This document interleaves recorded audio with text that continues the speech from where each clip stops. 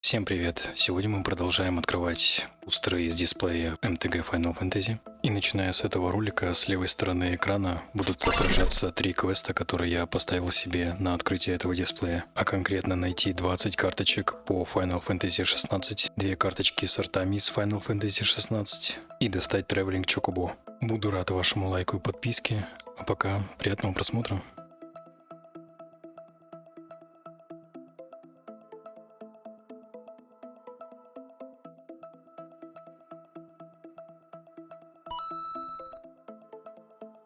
Джидор – аристократическая столица.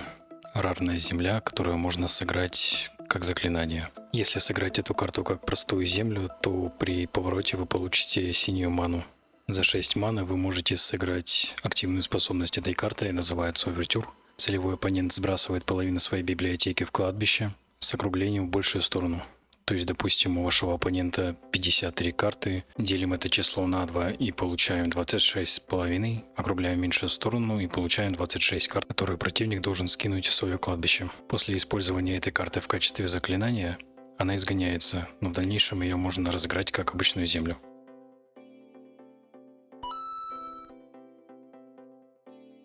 Зенос Яйгальвус. Редкое существо. За 5 маны со статами 4-4.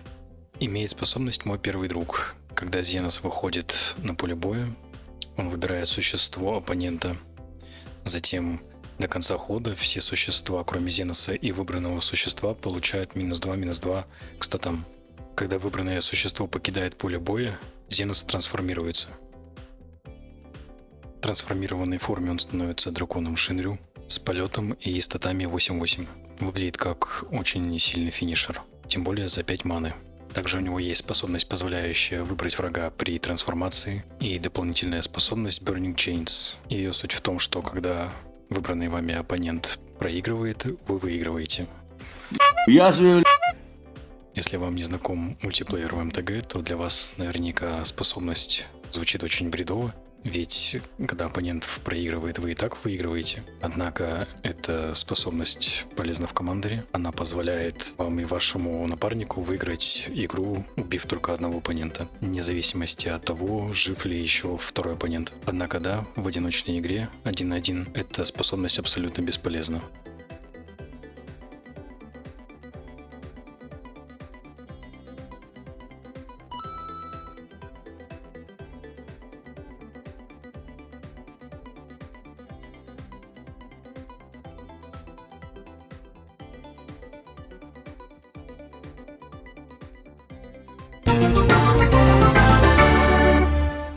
А вот и первая карта по Final Fantasy 16. Столица Священной Империи Санбрек, Орифлама. Сама по себе карта не такая интересная, она дает одну бесцветную ману, или же можно обменять бесцветную ману на одну ману любого цвета.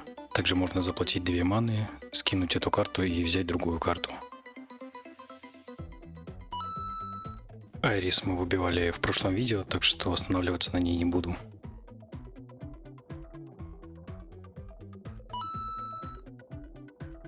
Гого, мастер мимикрии.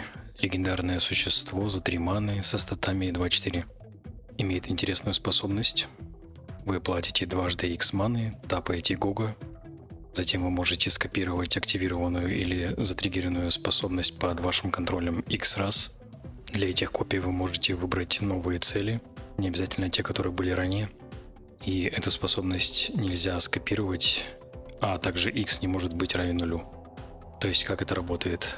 Когда в вашей библиотеке есть Гого, все ваши активированные способности, а также способности, которые были стриггерены, кроме мана-способностей, помещаются в условный стек, и при использовании этой карты вы из этого стека выбираете любую способность, которая будет скопирована X раз.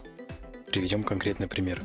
Если, например, вы ранее использовали карту с боевым ключом, которая дает +1/+1 любому вашему крейчеру, при использовании Гого, если вы заплатите, допустим, дважды по 2 маны, вы можете дважды использовать эту обилку, положить на своих существ 2 токена 1/1.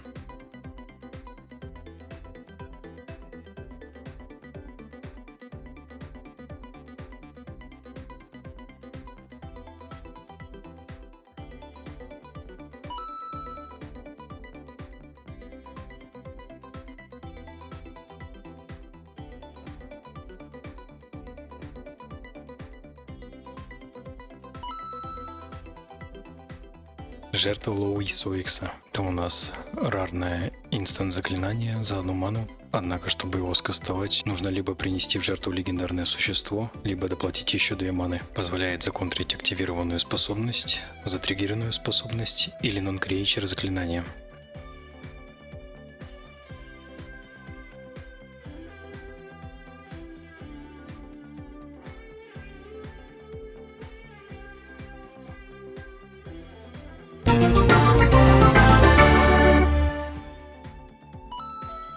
Еще одна карточка по Final Fantasy 16. Столкновение айконов. На ней изображены 2 айкона Ифрит и Титан. Огненный демонюга — это Ифрит, айкон под контролем Клайва Росфилда, главного героя игры, а здоровый голем — это Титан под контролем Хьюго Кубка. Это у нас анкомоновское заклинание за 1 ману, и его билка — это один из 3 вариантов. Первый заставляет драться ваше выбранное существо с вражеским выбранным существом. Второе позволяет уменьшить счетчик лора у выбранной саги. При этом, уменьшая счетчик лора, таким образом вы не триггерите обилки этой саги. И третий вариант позволяет положить счетчик лора на подконтрольную вам сагу.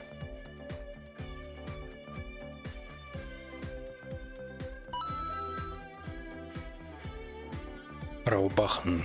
Бык Алмхиго. Редкое существо, 2/2 за 2 маны. Имеет обилку, позволяющую вам наложить на него вард, заплатив за это столько жизни, сколько у него урона. Когда он атакует, вы можете атаковать до 1 любого эквипмента на ваше выбранное атакующее существо.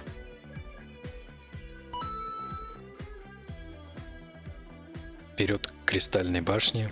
Это у нас инстант за 4 маны.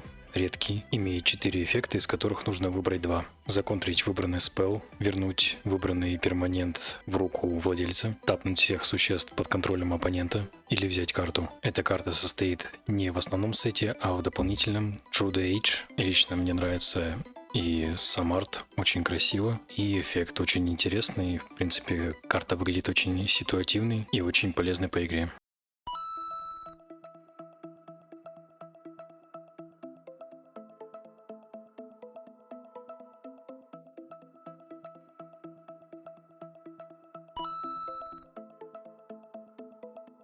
Занарканд. Древний метрополис. Редкая земля с выбором розыгрыша. Если разыграть как простую землю, то выходит тапнутая. При тапе дает зеленую ману. Либо же можно разыграть как заклинание за 6 маны, которое создаст один бесцветный токен 1/1 с типом герой, а затем добавит на него каунтеров +1/+1 за каждую землю под вашим контролем. После этого земля изгоняется, но ее можно будет сыграть как землю в дальнейшем. Тидус. Редкое существо за 2 маны.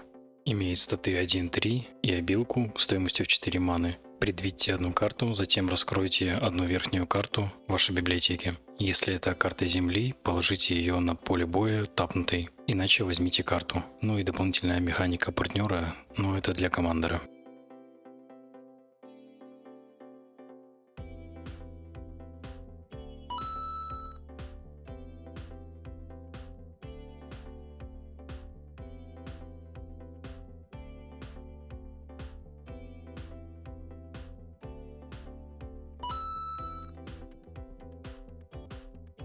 Тифа Локхарт.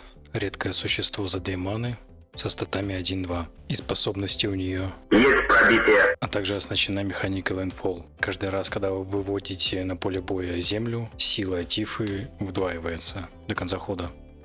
Очередные 5 бустеров вскрыты. На этот раз я выбил из них снова примерно $35, а также стал на 2 шага ближе к своей первостепенной цели. Под конец видео у меня есть вопрос к вам, к зрителям. Каким сканером или менеджером коллекции вы пользуетесь для своих карт? Будь то Dragon Shield, приложение TCG Player или что-то еще. В комментариях можете рассказать подробнее о своем приложении, которым вы пользуетесь, чем оно вам нравится, чем не нравится. Было бы интересно почитать. Лично я пользуюсь 2 приложениями TCG Player и Delver Lens. Ну а на этом все. Если вам понравилось это видео и вы хотите поддержать мой контент, то можете поставить этому видео лайк и подписаться на мой канал, чтобы не пропускать дальнейшие видео. Еще буду рад вашей конструктивной критике в комментариях, что было хорошо, что было плохо конкретно в этом видео или в целом на канале. Я буду стараться над улучшением контента. Все комментарии я читаю, благо их не так много на данный момент, так что труда это не составит. Всем до скорого и удачи!